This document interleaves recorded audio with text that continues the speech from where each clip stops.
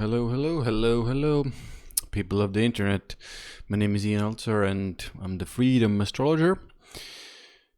Back again today or tonight with another video, astrological video. And tonight I want to talk about Pluto hard aspect to Moon, which means square or opposition, or Scorpio Moon. So these are, I would say, one of the most difficult positions in astrology, which actually means that these manifest as difficult situations or internal being of the human being. Now you can see on the screen to my left, I guess, one of these hard aspects. This is an opposition, so the moon and the symbol of Pluto in this chart are approximately 180 degrees, so that's called an opposition. A square is 90 degrees, and when we put the moon symbol into the sign of Scorpio, or here somewhere, oh, you can't see, now you can see finally. So we take the moon and put the moon into the Scorpio or sign of Scorpio. So as I said, these are very, very difficult positions, and I wanted to talk about these because, the easy aspects usually go, we can use them. It's easy to use them. They're kind of ease. Everything flows, things come to us naturally, people help us, this and that. So it's we can talk about the positive aspects, but it's usually the harder ones that offer us the most rewards. And actually, or maybe that's a little bit debatable, but at least they have the potential to offer us a lot of rewards if we solve the problems. But this is one of the keys, is that with harder aspects we have more problems, we have more blockages, we have more difficulties, and internally we have a hard time as well. Now, why is that? Why is Pluto and Scorpio so difficult? So one of the things Pluto and Scorpio represent is trauma, and another thing they represent is manipulation. If you want to take it even further, that the both of them again represent power as well. So if you imagine putting all of those three things together, maybe we can mention control as well. Controlling someone, manipulating someone, having power over someone, and then traumatizing someone. So if you put these things together, and you can see these are probably the easiest things to handle in your life. Now, why is the moon so important here? So the moon is our emotional state, our emotional lives, how secure we feel with each other, or within ourselves, and it's also our early home environment, it's our family life, it's the mother as well. So again, now if we add these things to the equation and put them together with let's say difficult manifestation of Pluto and Scorpio, which I'm afraid when there's a aspect that's a square or an opposition, or the moon is just in Scorpio, usually the difficult things come first, and we need to solve those things. So how can this manifest in a person's life? Is first of all, the relationship with the mother is quite difficult. There can be a lot of emotional manipulation going on. Usually first it's just one way, and later when the person grows up a little, it can go both ways, because those emotional issues, those control issues aren't solved. So all sorts of weird psychological manipulation dynamics can start to play out there in that relationships. or in that relationship. And the entire relationship with the family can take on this harder let's say theme, let's put it like that. And there are power games in those relationships. One side tries to control the other one doesn't like it, uses again some type of manipulative tactics to get out of it. In some cases, yes, this can even go towards like physical, inflicting physical pain to one another. It depends on a little bit on the other aspects and houses involved. But all in all, not the easiest relationship with the family. And when we think about the early life environment of a person, a lot of those, let's say, emotional reactions and a lot of that emotional life is developed at a very early age. And later on, if this type of let's see, difficult environment is inflicted on the individual, then later on in their adult life, this person will, even subconsciously, constantly feel like somebody's manipulating them or trying to control them. And unfortunately, a lot of the times it isn't.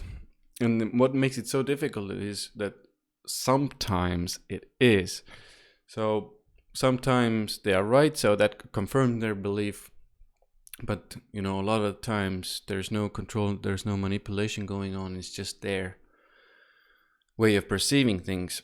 And also, one of the things that, even to add to this, on top of this, is that these people will start to control in their family environment, in their home environment, whenever they start families. Now, at the core of this position, or these positions, is actually emotional maturity, emotional strength, emotional power.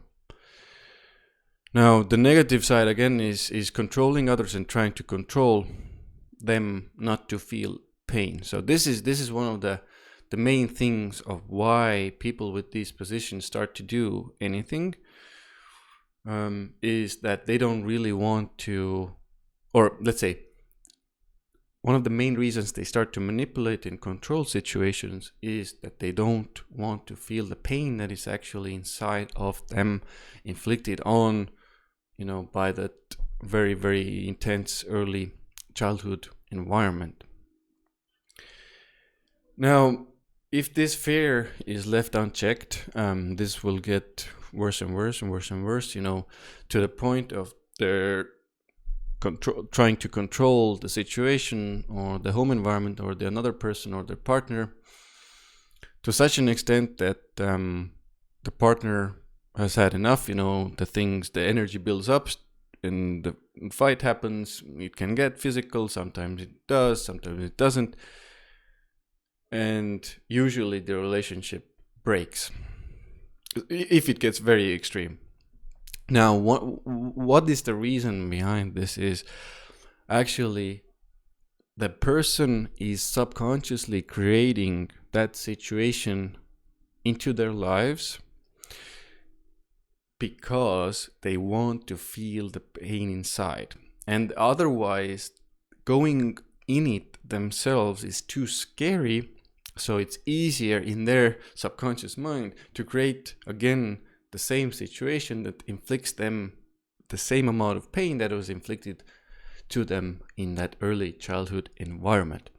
So if that makes, that confuses you a little bit, rewind it, have a listen to it, because there are many layers to this. But the main, let's say, very simple way of saying this is they want to feel the pain inside, and they will start to create those situations that will recreate that pain again. Now, as you can imagine, that this can cause people a lot of pain in their lives. And what are the options here? So there aren't any, in my mind and in my experience, there aren't any easy solutions with Pluto and Scorpio involved. This transformation takes a lot of time, because a lot of the time this pain is so deep and so deeply inflicted into the person's core emotional life that changing it takes a chunk of time. So there's multiple layers of what went on during that time that all is suppressed by the person deeper. So, and once they take on the courage, or let's say become aware of that, peeling off those layers is quite difficult, because there's manipulations, ideas, thoughts that are misguided at best usually about those situations, and even very, very deeply suppressed memories that need to be let's say gradually brought to the surface, and these beliefs and understandings about those situations need to be brought to the surface. Because if the person is able to see those ideas they have about the situation, they might even believe that everybody's trying to control and manipulate them. Then, if they start, gradually understanding and seeing those beliefs and even situations, and going back a little into those situations they experienced, these will start to make sense.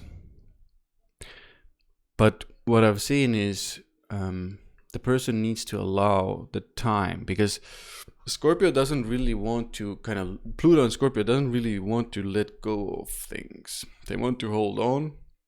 A lot of times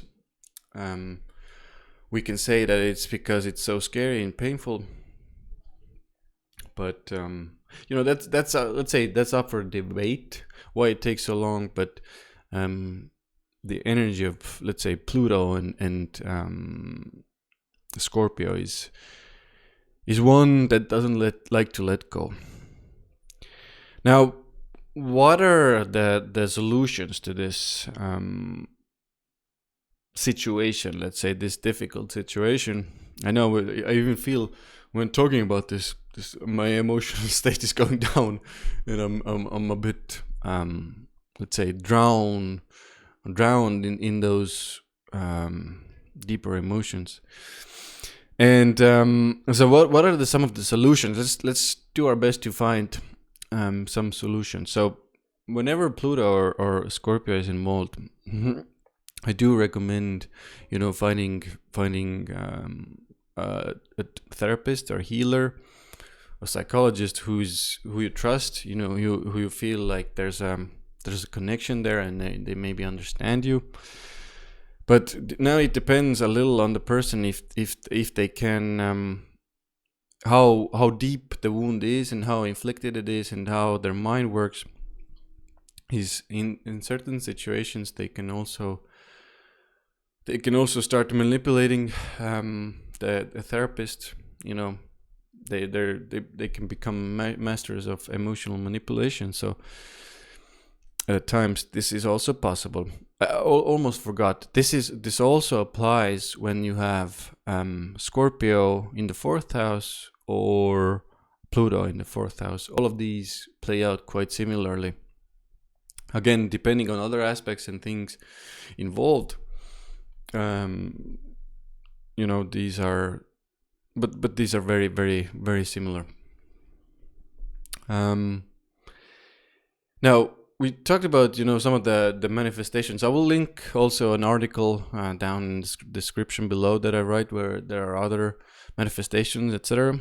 But let's focus. Let's end this deep and psychological difficult position video with a bit of a positivity and some solutions. So I mentioned therapy.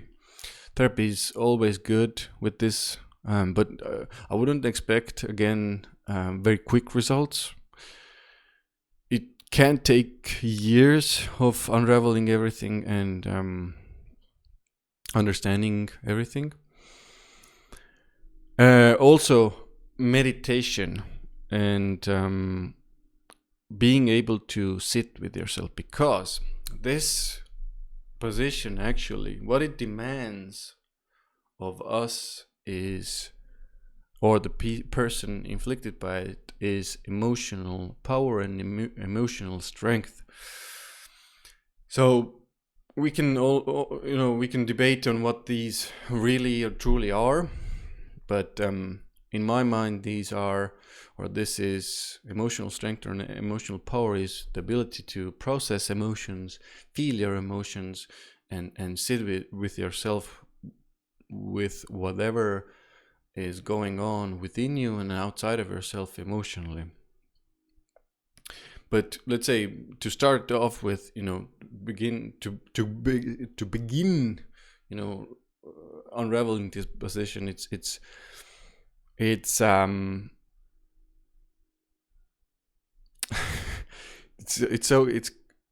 for some reason it's very even difficult to speak about this, but it's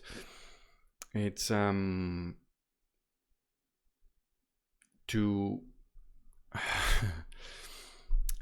to the ability to experience and feel your emotions, and let's say even true feelings and emotions, because now the Scorpio moon, Pluto hard aspect to moon, these can all, even if there's a situation or feeling or emotion, these can start to psychologically, somehow navigate and manipulate yourself in those. So you tend to suppress even more of those emotions and tend to suppress even more of those feelings.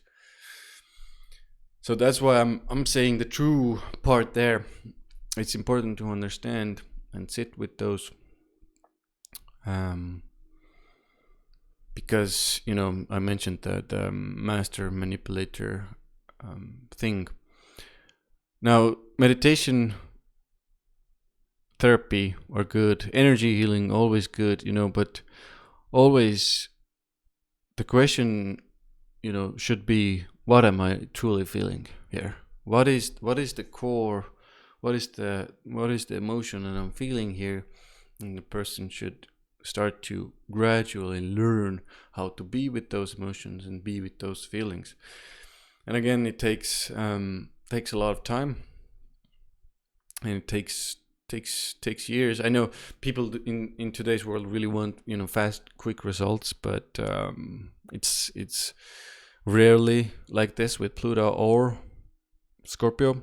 So I just want to kind of gradually give you the heads up. Not the easiest of positions. Now, also good, learning about astrology, learning about this position, learning about psychology, learning about psychological, themes, understanding your own psyche. There's a lot of things to learn about this, and the important thing is to start to the important thing is, with these things, even with astrology, with emotional feeling, with psychology, it's important to understand the truth behind these, because these configurations can really make the person manipulate everything in their situation. So a lot of the times it requires a really really experienced therapist or a person that is well versed in human psychology to understand and see those patterns, and even kind of point out to them, call them out on their bullshit, which at times can lead to even more manipulation. But it can be done, and I've seen this start to unravel, and start for the human to start really connecting to their emotions and feelings. And what then happens is they start to feel even more of other people's emotions, which then leads to kind of like them being able to sniff out bullshit, feel what other people are feeling truly, and then later on being on the path of a healer once they unravel even more and more of those layers there. And we can talk about psychic powers here as well, but I just want to maybe take it gradually, start getting comfortable with those emotions and feelings, and then we can talk about having psychic powers. But so to summarize, this isn't the easiest configuration or configurations to deal with and be with in your life. So I wish you a lot of strength, vigilant being with your emotions and feelings. I wish you the best healers, therapists, psychologists to help you on your path with this. And I also wish you kind of like a deep inner strength to be able to understand your feelings, emotions, and to sit with them and feel them and go deeper with them, because in the end there is a lot of emotional strength and power available within you, and you just need to find the truth of that. I think that's it, and hope you enjoyed this video. I know it was a harder and difficult one, but usually those harder ones are the ones we're mostly dealing with anyway, and the easier ones are more of a flow. So thanks a lot. My name is Untitled, the Freedom Astrologer, and see you again soon in the next video.